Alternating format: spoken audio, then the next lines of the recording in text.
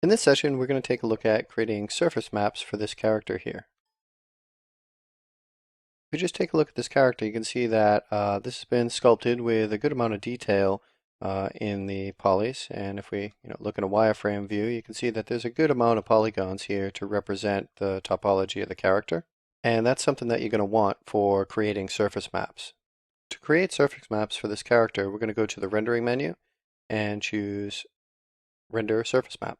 And that'll bring up this little dialog here. Let's just take a quick render of the character first. So we can kind of see a lot of the details and everything that's going on with this character. There's a little background added in here, but there are no lights in this scene at all. What rendering out surface maps is going to allow us to do is create a bunch of different textures that we can then map onto this character to approximate things like ambient occlusion, a cavity map, subsurface scattering, and things like that. Now these won't be real lighting effects, they're just going to be texture based, so we're going to have to kind of layer them to get that type of effect. But they're very fast to render, and they can produce good results in some cases. So the first thing that you see here is we have the bitmap size. I'm just going to increase this to 2K so that we can have pretty large bitmaps to be working with. Now, I mentioned that it's important to have fairly dense and or good topology, meaning quads, to get this type of map out of the render surface map, because what it's going to do is it's actually going to look at the mesh and decide by edge angles or distances between polygons or the topology or normals in some way how to create these different maps. So the first we're going to do is just go down and say create a cavity map. So we'll click on that. And pretty quickly you'll see that we have this cavity map. And what this does is it basically looks in all the little creases. It makes darker pixels for where those creases might be and lighter pixels for the pieces that kind of stick out some. We also have the option to increase the contrast on this, so we maybe go up to a contrast level of 3 and render this out again. And you can see we get kind of a different result here. So that's given us a lot more contrast on our map. I think just the base level of 1 is going to be fine. So we can save this out, and we'll save this as cavity.jpg. The next map we'll create is a dust map. And basically this map is going to, we click on it, create a black and white image that is going to show the highs and lows of the mesh, meaning actually where the top and the bottom of things happen to be. So basically how dust might settle on an object. If the dust has a clear angle to reach like the top of the brow or underneath these eyes, then we're going to get a white area or on top of the lips. But underneath things, traveling down on Z, we're going to get a black area. So if you want to create kind of it's similar to a dirt map, but a dust map, then you can get something like this. And we'll just save this out as dust map.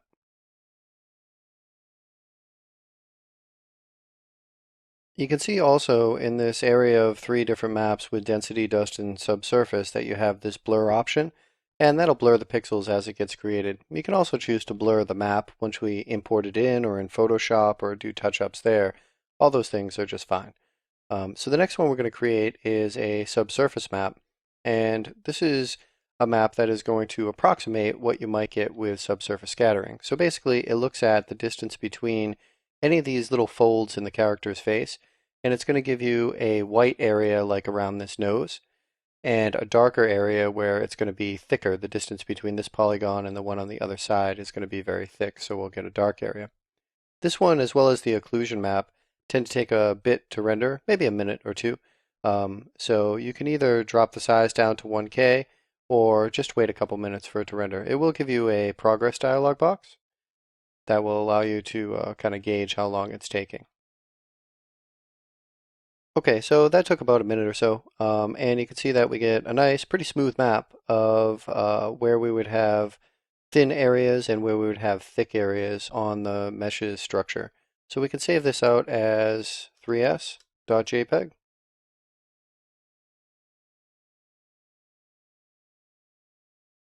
And we'll open that up later. And lastly, we'll just create an occlusion map. So this is similar to an ambient occlusion map, but of course there's no lights. So basically it's again going to look at the topology of the mesh and decide where there are places that it would be unlikely for the light to hit, like inside wrinkles and other things like that. And it's going to make those areas dark, and then it's going to make other areas that stick out white. And this is similar to the cavity map, but it does a little bit more intense calculation, and it probably takes about the same time as the subsurface map to calculate. So we'll just click on this one, and we'll wait for that to build out. Okay, so that's rendered out, and you can see we have a nice, pretty smooth AO map, pretty standard type stuff. So let's save this out, and we can use these maps to light and texture our character next. So let's just close these guys, and we'll take a quick render of our character, see how that's set up. And let's just go into the material editor. So we're going to open up the Slate material editor. And here I just have a default material. And we'll drag this over to our character to just assign that. So just move this over here and drag that onto our character. Next, we'll double click on this map, and I'm just going to name it Skull Head. And we'll double click on the icon so that we can see that a little bit better. And if I want to, I also might make a preview of this, so I can just right click and say open preview window. And I can, dock or kind of pop this wherever I want. Maybe I'll put it over here just so that we can kind of see what's going on. All right, so the first thing we'll do is we'll add our AO. So let's go into the diffuse color. And we'll drag that out, and we want to choose maps, and we're going to choose a mix map. We could put, the black and white map directly in, but that wouldn't give us any ability to modulate the color. So let's choose mix, and we'll get our mix map there. And right now I don't really want to see these controllers, so again, I'm just going to right click, go into the show hide slots, additional maps, and say hide all. That way we don't have to see any of the additional maps, at least for right now. So this is going to be our AO blend. And under the mix amount, now we'll choose that map. So I can choose this and just go bitmap. And we'll choose our AO map. And you can see that that's going to get added in there.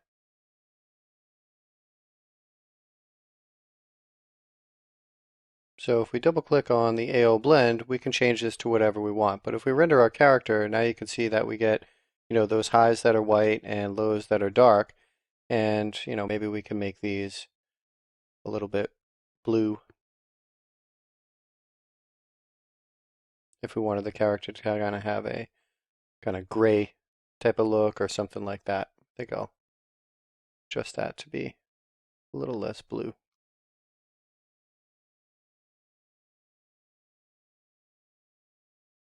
And we can already see the additional, detail that we can get out of the AO like this. So I'm just going to go in and add our cavity map next. Now for that, if I double click on this material, we're going to want to add the cavity map in the diffuse level, and of course a blend shader doesn't have that. So let's choose a different shader. We could choose multi-layer, ordinary blend, or anisotropic. Those would all have a diffuse level to control. Ordinary blend tends to be pretty good for skin, so I think we'll choose that one, and then we'll have our diffuse level, which we can drag out. And this is where we want to add in our cavity map. Because the cavity map is just, modulating the value, we'll go straight and use the bitmap. And we'll add in our cavity map. This should make the look of it overall darker, but it'll give us a lot more of those little details in places. And oftentimes when you do add a cavity map, you'll want to go in and maybe increase the diffuse color, whatever that may be. So maybe we'll make this AO map a little more gray and white, so that we can bring in some of those highlights again. So now you can see we even have kind of another level of detail adding to our character. And some of these maps, including the cavity map, we may want to adjust. So if I just double click on the bitmap with a little bit of blur, if we go into blur offset, we can set that to 0.1. And some of those artifacts that we're seeing in places will get diminished a little bit. And you can, of course, paint some of those out or do a little bit more detailed texture work in Photoshop, which is probably a good idea with a lot of these maps. So the next thing that we're going to do is just set up a approximation of subsurface scattering. This is of course a fake because we don't have any lights in the scene, as is everything with these surface maps. So I'm going to just drag out the self-illumination channel and I'm going to go into maps.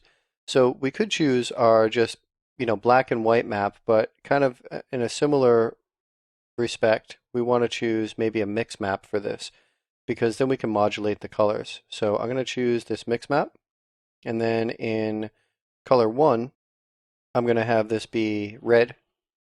So we'll have this kind of be a bright red, and in color 2, we'll also have a bright red. And actually, yeah, color 1 maybe we'll make a dark blue, something like this. And we'll modulate that with our bitmap that we made. So we'll go and grab that subsurface scattering map. And here you can kind of see the map and how that gets set up. Now, under our shader, if we take a look at our preview over here,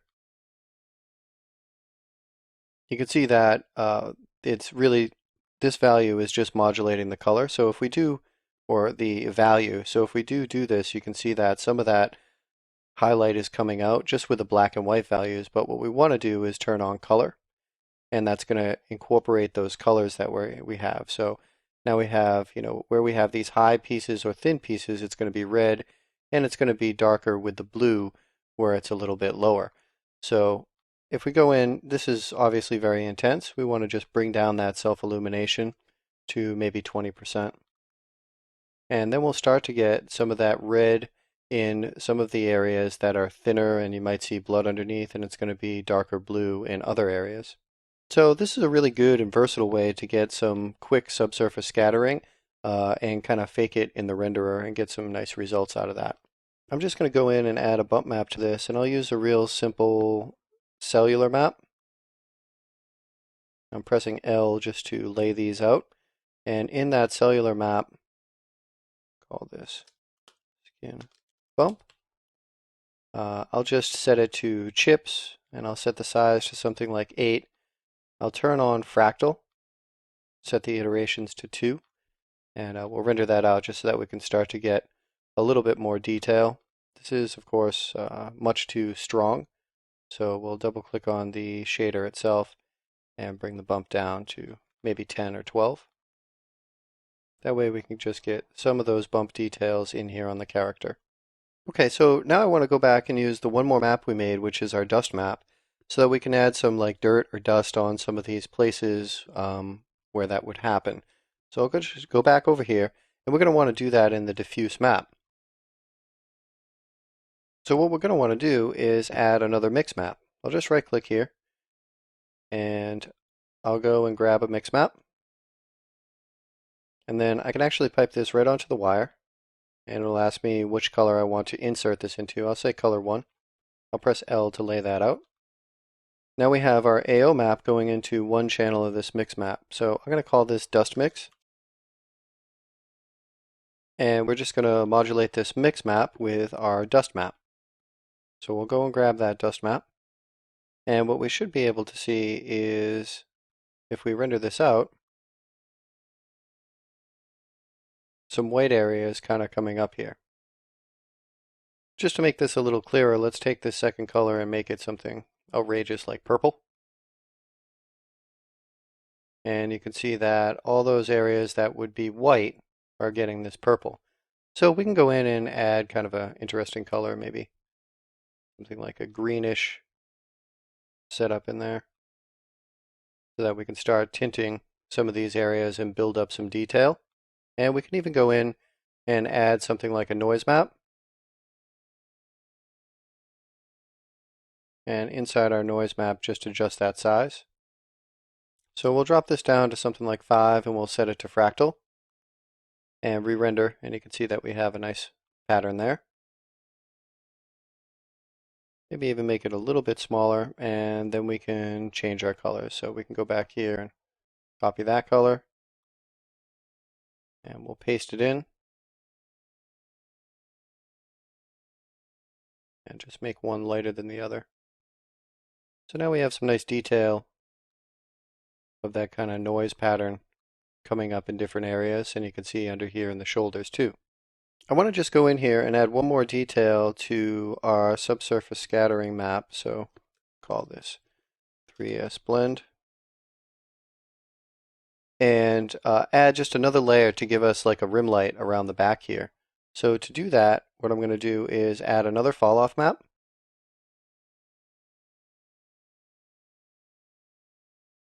And I'm going to insert it right here in between our 3S map and the base. And you can see right off the bat that this gives us, a highlight all the way around the character. We'd like that to be a little bit thinner. So I'm just going to call this backlight or highlight, and we'll call it rim light. And instead of white, I'll choose like an interesting kind of blue rim light. And I'll change this from perpendicular to parallel to Fresnel. And that'll give us a pretty tight light rim light around the edges.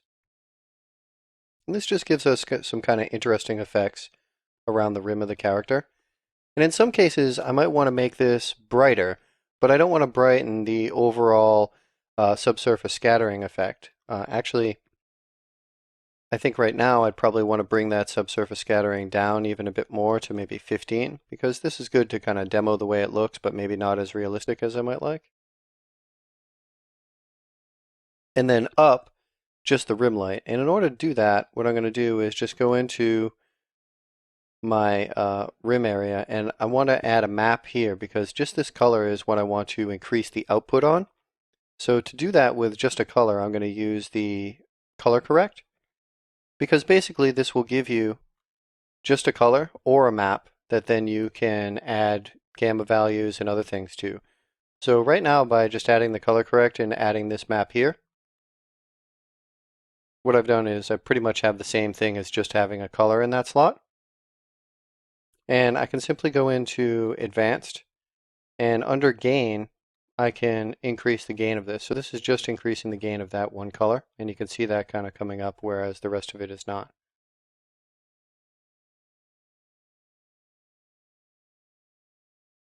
So you can see here, this is a little bit intense, but good for demonstration purposes, I guess.